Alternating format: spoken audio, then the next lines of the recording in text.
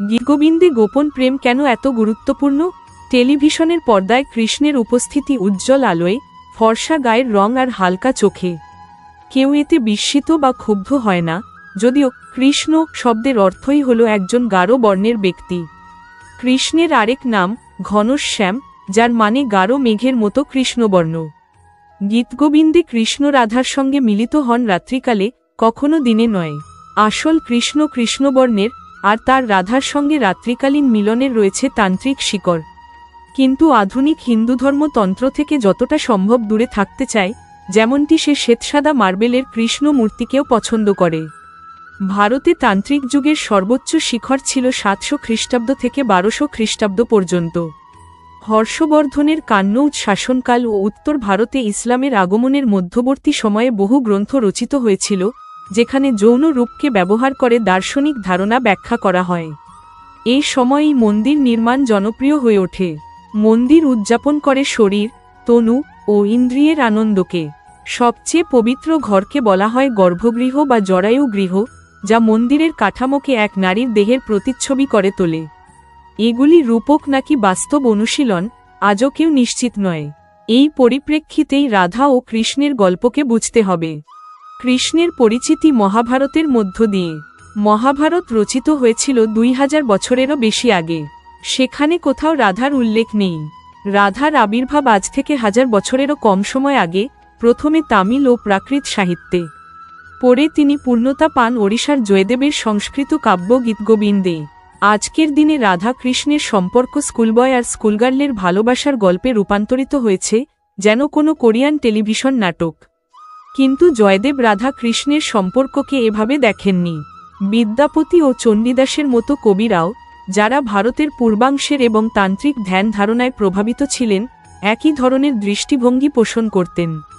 এই কবিরা স্বাভাবিক প্রেম ও যৌনতা এবং বিয়ের মধ্যে পার্থক্য টানেন।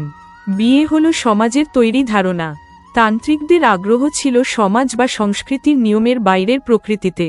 কিভাবে প্রকৃত, বিশুদ্ধ প্রেম আর আকাঙ্ক্ষা সমাজের বিধিবিধান ও বিয়ের গণ্ডির বাইরে প্রকাশ করা যায়। শিব শক্তির গল্পের ভিত্তি হল বিয়ে। রাম সীতার গল্পের ভিত্তি বিয়ে। কিন্তু কৃষ্ণ রাধার গল্পের ভিত্তি বিয়ে নয়। তান্ত্রিক উপাদানগুলো সামাজিক নিয়মকে অস্বীকার করে। রাধা বিবাহিতা, কৃষ্ণের চেয়ে বয়সে বড়, আর কিছু কিছু গল্পে তার সঙ্গে আত্মীয়তার সম্পর্কও আছে, যেমন যশোদার যা বলা হয়েছে। এই ধরনের গল্পগুলি আজকাল তেমন জনপ্রিয় নয়, কারণ আধুনিক মাধ্যমগুলি প্রাচীন কথাগুলিকে সফট করে পরিবেশন করে। ভিক্টোরীয় যুগেরও আগে ভক্তি আন্দোলনে তান্ত্রিক চর্চা অবজ্ঞার চোখে দেখা হতো। মুঘল আমলে ভক্তি আন্দোলনের চরম শিখর ছুঁয়েছিল, তখন কৃষ্ণকে আরও আধ্যাত্মিক দৃষ্টিকোণ থেকে দেখা হতো। আত্মা ছিল মুখ্য, শরীর নয়। তখন নির্গুণী ভক্তি ব্যাপকভাবে ছড়িয়ে পড়েছিল, ঈশ্বরের রূপ নয়, ভাব বা চেতনা ছিল মুখ্য। ঈশ্বরকে গাওয়া যেত, কিন্তু চিত্রায়িত করা যেত না। মন্দির দৃশ্যমান, চিত্রশিল্প দৃশ্যমান, মূর্তি দৃশ্যমান, কিন্তু সঙ্গীত দৃশ্যমান নয়।